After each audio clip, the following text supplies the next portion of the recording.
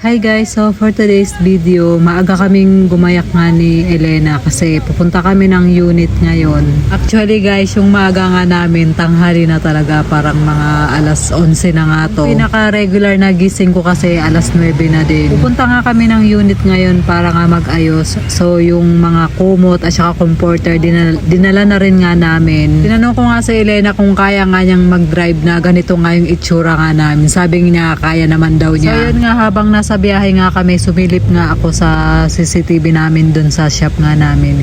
Kasi tinignan ko kung nakapasok na nga si Geraldine. So yun nga, nandun na nga silang dalawa ni Gerald. Ang tagal din nga bago nga kami dumating nga ng Shell kasi nga biglang umulan kaya kailangan nga naming sumilong. Pagbaba nga ng mga gamit nga namin, dun lang namin napansin ni Elena na sobrang dami pala naming dala. Sabi nga niya sa akin, sumakit nga daw yung braso niya kasi nga pinanggitnaan nga namin yung kumot at saka comforter. Kaya hindi siya masyadong nakaupo nga sa motor, pero nakakatuwa kasi nakasurvive nga kami. Hindi naman din kasi mabilis nga magpatakbo si Elena, so yun, tamang takbo lang din para nga makarating sa paroroonan. Nung time nga na to, nagbayad na rin nga kami. Pagkatapos nga nito, nagpahinga nga lang din si Elena. Then napag-usapan na rin kasi namin na babalik nga siya ng bayanan, na siya lang din mag-isa. Kasi kukunin niya yung mga gamit doon na in-order ko nga sa Shopee. So yun, madami-dami din yun, kaya hindi na rin talaga namin kayang dalhin. Hindi ko na rin nga balak sumama kasi nga pampabigat lang din naman ako. So yun, sabi ko nga kay Elena nung gabi pa nga lang, paggamitin na namin yung bagong sasakyan nga ni tatay. Kaya lang processing pa rin kasi yung papel nun bago nga ibiyahe. Kaya naging independent kami sa paghahakot nga ng mga gamit. Mga alas 5 na rin nga ng hapon nga umalis nga dito si Elena. Then sabi ko nga sa kanya, matutulog nga muna ako kasi nga antok na antok din ako.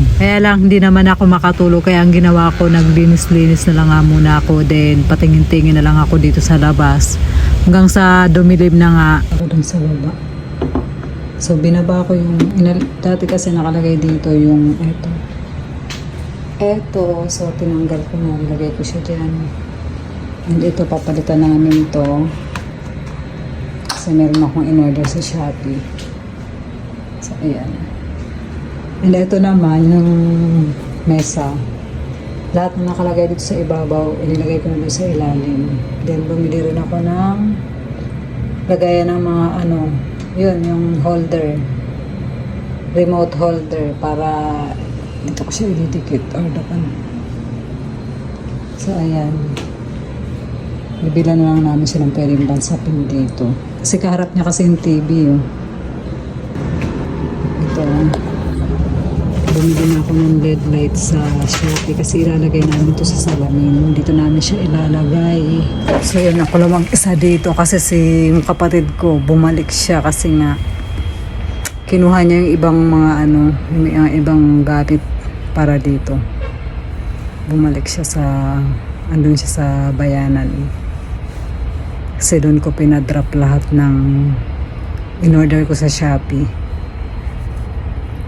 Kapagod kasi kung sasama pa ako. So kaya dito kami matutulog. Kaya nagpaiwan na lang ako para makapagpahinga din ako. Tsaka antayin ko kasi yung salamin. So ayun. So yun, good luck sa amin. Bagong business, venture. Vibes ko ay mag-click to.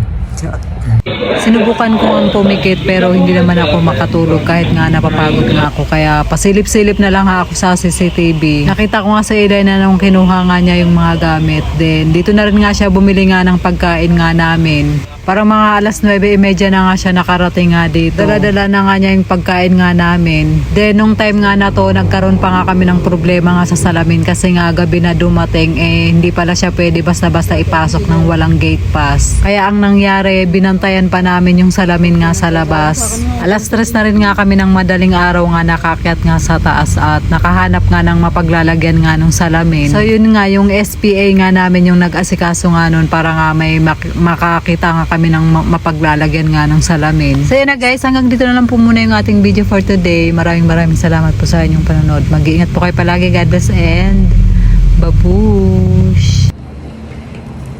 Baka ng problema namin din mapasok sa salamin.